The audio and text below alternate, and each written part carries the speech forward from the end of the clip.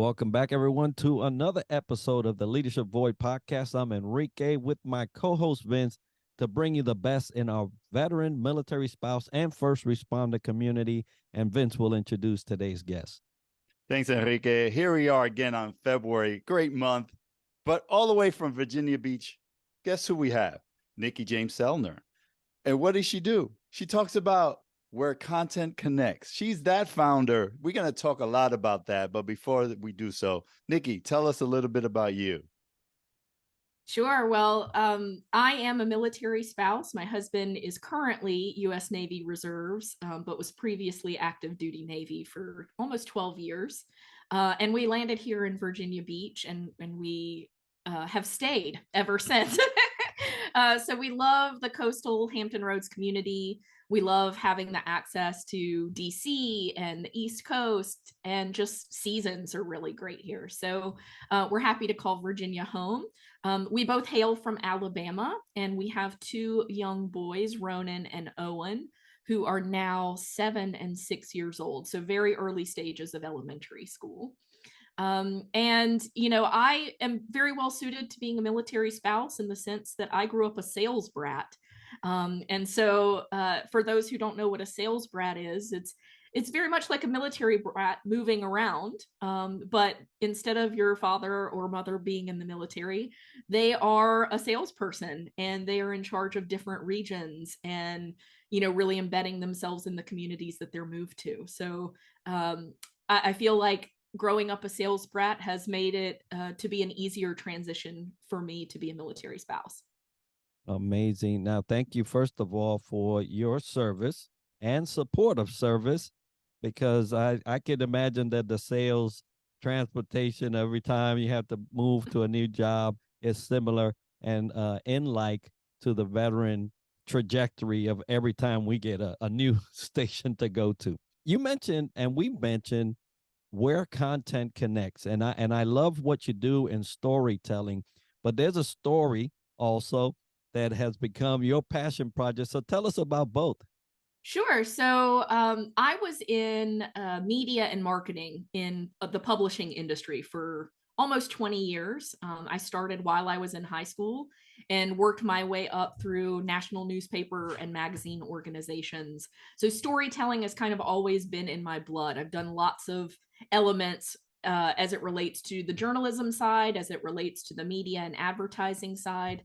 But the piece that I really loved was the writing and visual storytelling. How do you tell stories of communities? How do you tell stories about people and profile people in a way that's less about here's their name, here's the business that they own, this is how long they've been in business, and more about what's that secret that they're keeping? What's that thing that they actually want to do? What lights them up?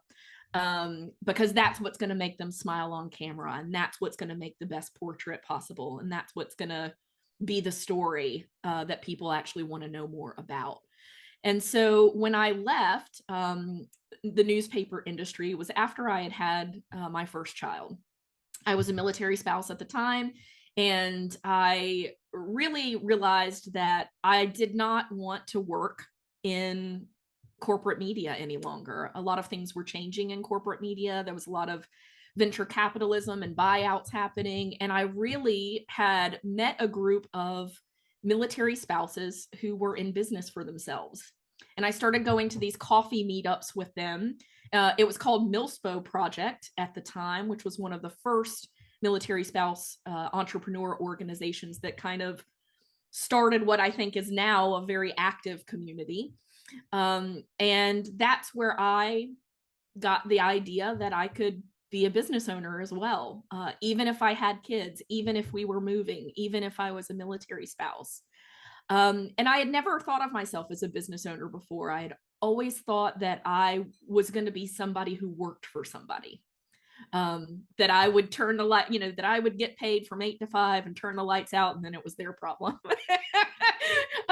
So I always just kind of, there was an ease in that, right? That it was somebody else's responsibility. But then life changed, and you really started to value flexibility and start to value time with family and financial contribution, that if you're going to take time away from the family, it needs to mean something to you. And so that's how I became a business owner. So Where Content Connects was my first business. I now own two. And it really started from this place of let's help people tell better stories, whether that's on stage, on screen, on audio, on their website, on social media. My specialization is in content. And so what I tell people, what Where Content Connects does is kind of, I Marie Kondo your content. I look at all of the things you've put out there in the world and say, what pieces of content are who you used to be, not who you are now, or not who you want to be. So first we clean house. Let's take down all of the stuff that isn't who you are anymore or who you want to be anymore. Let's start thinking about our future self and our future identity and who we want to attract now.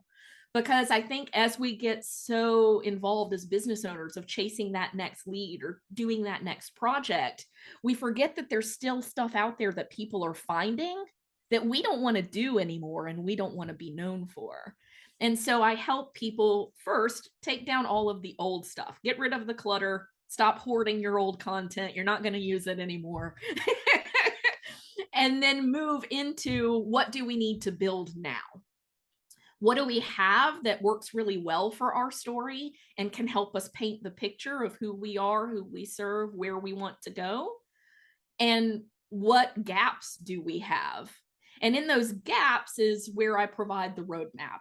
You need to hire this photographer to capture this story. You need to hire this social media consultant because social media is a primary part of the way that you want to tell your story. So I am less of the technical person and more of the organizer to help business owners, personal brands. A lot of my clients are really badass women. They're speakers, authors, business owners. They have these plans, they're moms, they got a lot on their plate. And what they want is somebody to help them make it easier for them to continue their mission. And so that's really what I see myself as, is I am that person for content. I love everything you said, and it's definitely a need for the badass women and for badass individuals overall. Right. but you know, you took your 20 years in corporate and actually merged it into this business that you have based on the need of yourself and the family, and life got in the way, as you mentioned, right? So it's great to hear Where Content Connects is doing to redo that house of that individual and loving it. So out of your entrepreneurship experience, is there any challenges you would love to share or lessons learned you would like to share with our audience today?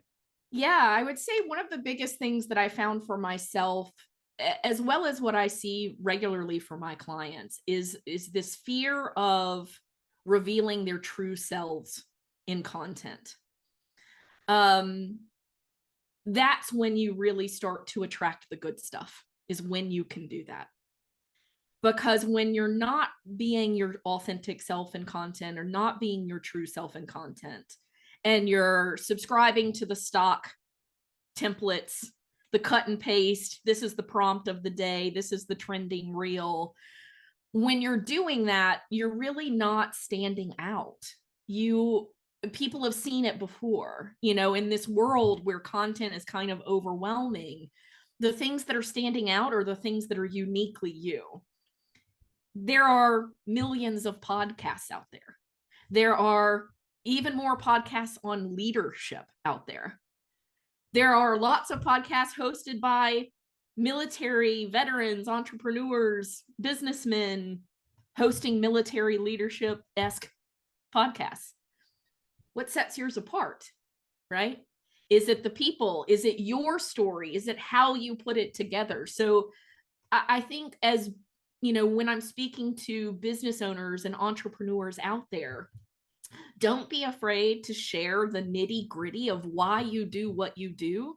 And when you need to change what you're doing, share that nitty gritty about why, because that will attract all of the support and help that you need to make that transition to your better self, to your more engaged self.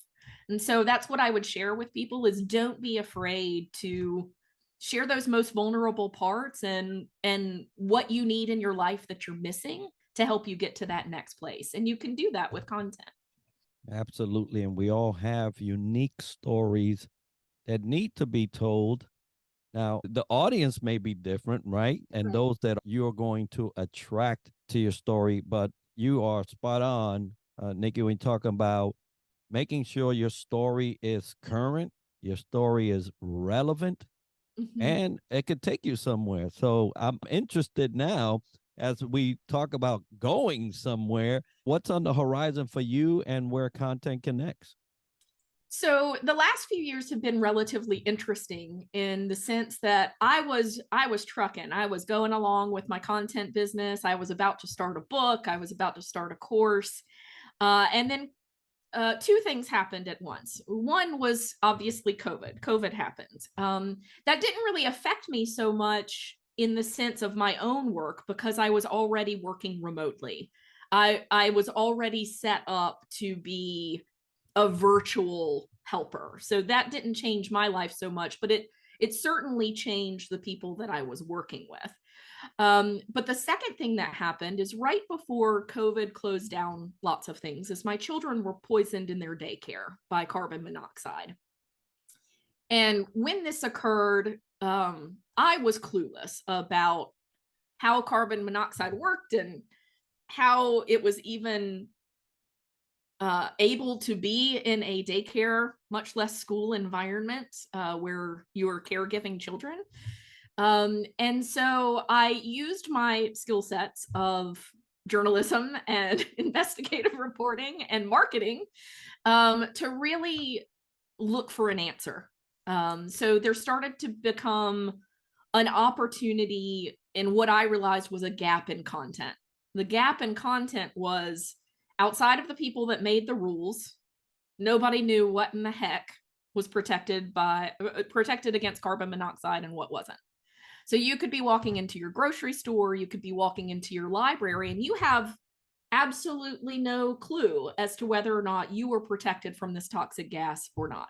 It's easy to spot a fire alarm, not easy to spot a carbon monoxide alarm or a carbon monoxide detector. Easy to spot a fire, flames, smoke, heat, not easy to spot a carbon monoxide situation. Odorless, tasteless, soundless. And when you are being impaired by carbon monoxide, your body is shutting down. It is starving your body of oxygen. And what occurs is you start having headaches and nausea, you start feeling sleepy, you go unconscious, you pass away. And the thought that that could happen to a daycare to me of children who are 6 weeks to 6 years old, who can't communicate that something's wrong, are in a space where adults are also being impaired by a poison. If there's no detection, there's no way out unless somebody knows what's up and is not impaired. So that scared the bejesus out of me, right? So not only did it scare me that it actually did happen to us, my children are okay. They are fine. They made it out after 6 hours of being slowly poisoned by carbon monoxide. But instead of suing, I decided to take action, right? There was certainly an opportunity where I could have said, I'm going to get mine because you hurt my kids, right? There was certainly that opportunity, but I am not that person. I want to fix the problem. And there wasn't anybody that could talk about the problem I felt like I could. I had all of the tools, and that little light bulb went off of, I'm going to be the one to have to run the ball. So I pursued legislation in the state of Virginia in 2021. We were able to change the law in Virginia because I am a constituent.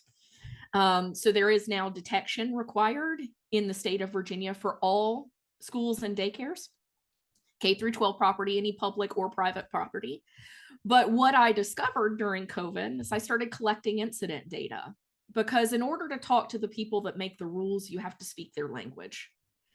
And at first, I thought that the people that made the rules were the politicians, and that's not the case. The politicians have very limited information, and they all have to be bipartisan. Nothing's going to get support unless it's supported on both sides of the aisle. So the fact that all states have different building code is actually the true villain. The people who make the code are the people that I need to convince that change needs to happen. That is a very long and arduous process. I have testified in front of the National Fire Protection Association. I have testified in front of the International Code Councils. We've made a little bit of progress, but in order for every school in the nation to be protected, every single school, regardless of if there's an appliance installed or not, it's going to take changes to code. And because every state uses different code, we have to have challenging the code as well as an education of the community. So that's what CO Safe Schools is. That's my second business. It really is my passion project, born out of a story, born out of an experience that happened to me and my family, where I could say, I can sit back and make this somebody else's problem, or I can take steps to be a part of the solution. And I think we all have those choices every day in our lives, and we have to determine what's more important to us. So when a personal experience happens to us, I think that's the perfect opportunity to say, I have the tools, I have the experience, I have the personal story. Let's go do something about it. And so that's what I would ask your audience as leaders. Look at those things in your life, or look at those things in your business that have personally affected you. How are you using your business to do something about it? Wow, I'm just floored by you are a true entrepreneur and a true leader. Hearing you say how you took this opportunity to really not, like you said, sit on your laurels and get paid, but really make an impact, not only in your state, but now hopefully for the nation, and hopefully for the world, because I think it's a great opportunity that we all have to make sure our schools are safe and buildings are up to code for that matter. So thank you, Nikki, for starting this. Let us know how Florida can help out and be an asset and ally for that. And you talked about leadership skill sets. I'm very curious about leadership now. What do you do to continue to that aids you to thrive in your professional journey? So I think there have been two real clear points for me where magic started to happen. I always considered myself an okay talker. I was very natural at communicating. I didn't have a problem standing up in front of people and speaking, but I never saw it as something that needed to be improved. Like based on who I was seeing around me, I never really thought, how can my message get clearer? So one of the steps that I took last year was with a group called Heroic Public Speaking. And what they do is their tagline is changing the world one speech at a time. And I have never had an experience where I felt more in community with others who were being vulnerable and sharing their stories, but also who were there to make an impact in the world because of their story. So it very clearly aligned, with what I believe, which is content can make a difference. And so if I wanted to start to look at national approaches, and I wanted to start to look at how do I reach more people instead of trading time for money one-on-one, how do I actually start to have a community conversation and feel more comfortable about that? Really engaging in speaking and performance training, absolutely worth every penny that was spent. just night and day from when I listened to myself previously and listened to myself now, just from a message honing standpoint. So I'm a content coach, but I also need coaching in terms of, solidifying those skills that I think could be improved upon. It affects every aspect of my life, from podcast interviews to on-stage speaking to how to write a book. It's changed every aspect and has helped me become really clear. So that's one thing that I think absolutely improves any leadership journey, is when you learn how to speak more on message and more clearly and with conviction, You're motivating those who work with you, who work for you, and who you're trying to attract. So I don't think that that's a bad investment in any way, shape, or sense. The other piece that was paramount to really getting the traction that I needed was leaning more into my values and understanding that my values weren't the same as the person next to me who I admired. And so my values of authenticity and transparency and accountability and advocacy all come through in everything that I do. It is absolutely the driver of my businesses. It is the driver of CO Safe Schools. It is the driver of Where Content Connects. And being able to lean into those values and have names for those values have made decision-making on what's best for me and my business very easy. It's made it really easy to say no to people who weren't a good fit. It's made it very easy to say no to partnerships that were not going to lift both of us up. And it's made it very easy to say, this is who I want to try and connect with, you know, from even a pitch standpoint, right? When you know your story and you know what values are tied to those stories, you can very clearly move forward. So a great resource for those who are looking at values in leadership or values in their workplace, look at Mary Beth Highland out of Baltimore. She runs a company called Spark Vision. She has a book called Permission to Be Human. I think it's a conscious leader's guide to a values-driven culture. Again, her work has changed my life in terms of its impact to my own businesses. Those are very great points you made. I wrote down awareness and alignment.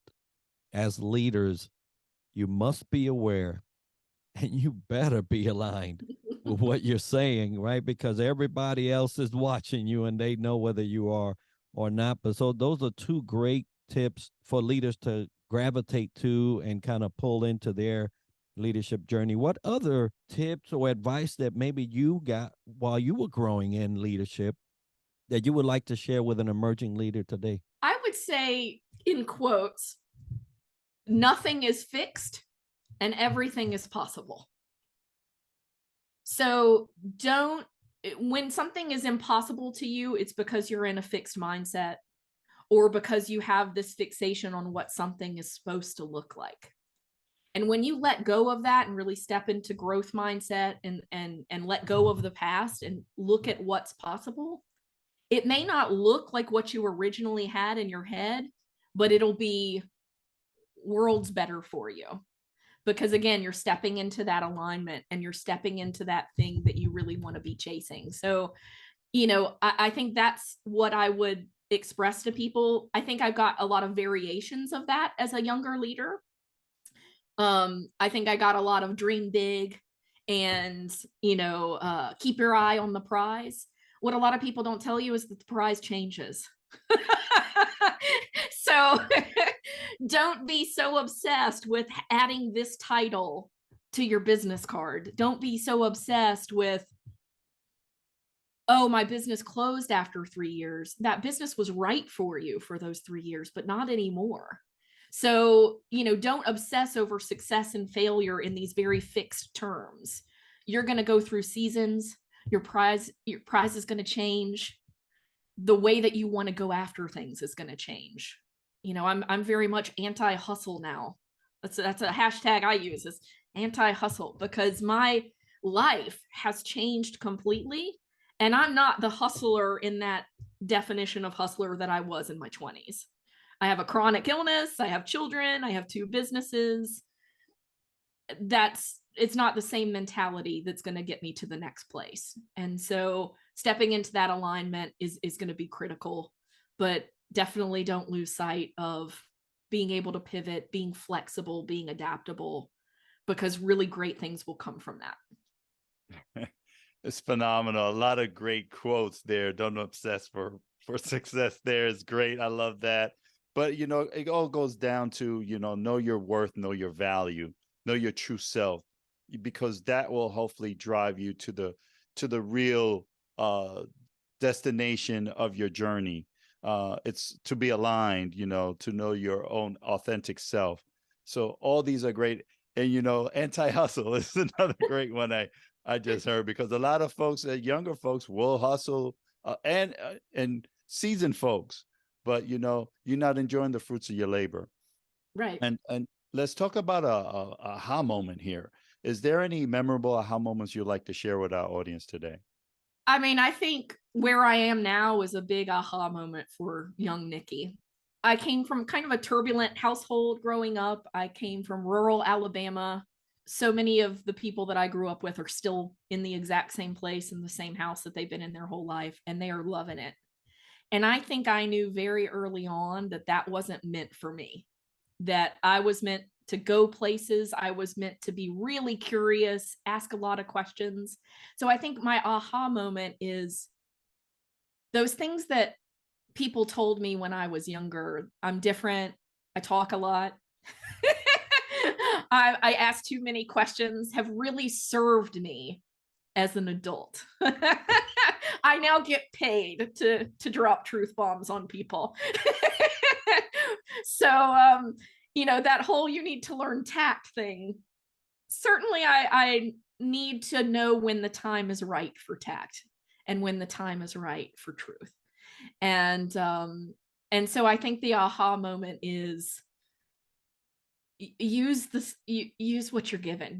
You've been given some incredible gifts, lean into those and figure out how when you do lean into those, how your life can be better, and go after it. Know your tool and know how to use it and when to use it. I tell you, I've been enjoying every bit of this conversation. I'm in the background just clapping and cheering. It's important to understand that this whole journey, both on the leadership side and on the entrepreneur, or in your case, solopreneur journey, it brings challenges. You're going to have to do something at a fork in the road, right? They're going to come. How do you strategize around those times where you do need to implement some of those tools at the right time and the right place to deal with challenge and changes in your life? So it's been really interesting for me as somebody I was diagnosed with fibromyalgia in 2018. And so I'm now on I was having extreme pain for probably 2 years prior to that. And so I didn't get a diagnosis until 2 years later. That moment for me really shaped. I wasn't going to change the fact that I was a chronic achiever, right? And that I like to go after things. And I like to, if I'm going to invest time in something, then I want it to be very practical for me. I don't read a lot of fantasy or imaginary books. I read a lot of reality and how to tackle XYZ, right? So I feel like right now I am going through a bit of a pivot. For a while, I've just been doing coaching. I've had a couple of full-time clients where I do a lot of their full-blown marketing initiatives with them. And we're at the point where speaking engagements are starting to happen. I want to finish my book. I want to be more present and there for my family. And I found a really great resource in a book called Great Work. It's by Dr. Amanda Crowell. And it's Great Work, how to go after the things you want without sacrificing everything else. And I learned a lot of great tools from this. And one of them is, really evaluate, renegotiate contracts with yourself and know when you need to renegotiate that contract. And so for me in this season of life, it's really about what is my legacy message? What of all these things I've done in the past, what are they all leading to? What is that point? And I'm going to be pivoting to really support that point and making sure that my two businesses run parallel with each other and not perpendicular and confrontationally to each other. And so I think, that's where I am now, is the pivot. And I think so many of the people probably listening to your content currently are thinking about the pivot and what does the pivot look like for them. And so I recommend that book, Great Work, as a really great starting point for you to start to make those decisions. Absolutely. The great pivot. Folks that are listening in that are unique, as Enrique mentioned earlier, you have to be authentic with yourself, be vulnerable, share your story. And guess what? Where content connects can help you get there. So for those who want to reach Nikki James Zellner and her company, how do the audience go about and do so? So the easiest way to get to me is I have two websites. So one is Where Content Connects website. So that's going to be nikkijameszellner.com. That's where you can see the content offerings. You can see the speaking engagements that I'm currently doing, and really just how to keep up with who I am as a human and how you can get involved in the work that I'm doing. If you're interested in carbon monoxide safety, so this is for all the parents out there, this is for all of the entrepreneurs that work in the safety science space or school spaces or, activism spaces. The website there is carbonmonoxideinschools.org. And there you can really learn about what carbon monoxide is, how it impacts schools, whether that's daycares, colleges, or K through 12 campuses, and how you can get involved in helping states change their mind. Folks, we'll have that as part of the show notes and video so you can get a hold of Nikki and her fabulous work. It's been a pleasure listening to you. I tell you, one of the better episodes in terms of having somebody grab the ball. You mentioned that right at the beginning, grab the ball and making it work. We're so proud of what you are doing. And folks, if you want to get a hold of the Leadership Void podcast, the Leadership Void at gmail.com is where you'll send that inquiry. If you'd like to see a guest or Vince and I cover a leadership topic that's of interest to you, please send it to that and we'll curate it and see about getting that done. Get her done. Yes, indeed. I echo the sentiments that Enrique mentioned. Nikki, you're doing fabulous work, and hopefully the whole nation will be activated and really respond to this cause. Well, definitely, we need carbon monoxide safe schools out there. And Where Content Connects is really a great venture for everyone, especially myself and all other entrepreneurs out there. But we're very fortunate to have great sponsors with us doing these wonderful shows. We have FAVOB, VEI, and Triple Nickel, our sponsors. So we're grateful for all their gratitude. And guess what, Nikki? We're just grateful for you. So have a great day and much success in your future.